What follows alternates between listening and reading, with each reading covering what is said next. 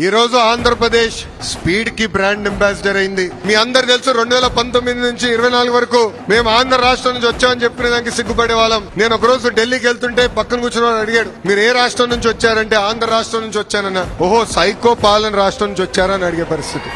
అలాంటి దగ్గర నుంచి ఈ రోజు అన్ని రంగాల్లో ఆంధ్రప్రదేశ్ స్పీడ్ గా ముందరికెళ్తుంది. మన నినాదం ఒకటే, ఒక రాష్ట్రం ఒక రాజధాని, కానీ అభివృద్ధి వికేంద్రీకరణ.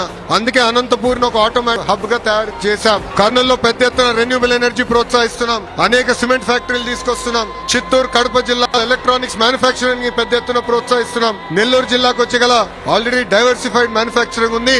అక్కడ కూడా ఈ నిన్నగాక మొన్న సోలార్ సెల్ మ్యానుఫాక్చరింగ్ కంపెనీలు కూడా మన ప్రభుత్వం తీసుకొచ్చింది. ప్రకాశం జిల్లాని కంప్రెస్ బయోగ్యాస్ హబ్ గా మనం తయారు చేస్తున్నాం. ఇంకా కృష్ణా, గుంటూరు వచ్చగల రాజధాని వాళ్ళ సొంతమైంది. క్వాంటమ్ కంప్యూటింగ్ కూడా తీసుకొస్తున్నాం. దాని తగిన అనేక పరిశ్రమలు కూడా అక్కడ పెట్టుబడులు పెడుతున్నాయి. ఉభయ గోదావరి జిల్లాలో ఆక్వాని పెద్ద ఎత్తున మేము ప్రోత్సహిస్తున్నాం. ఏకంగా రిఫైనరీలు తీసుకొస్తున్నాం. అనేక మ్యానుఫాక్చరింగ్ కంపెనీలు తీసుకొస్తున్నాం.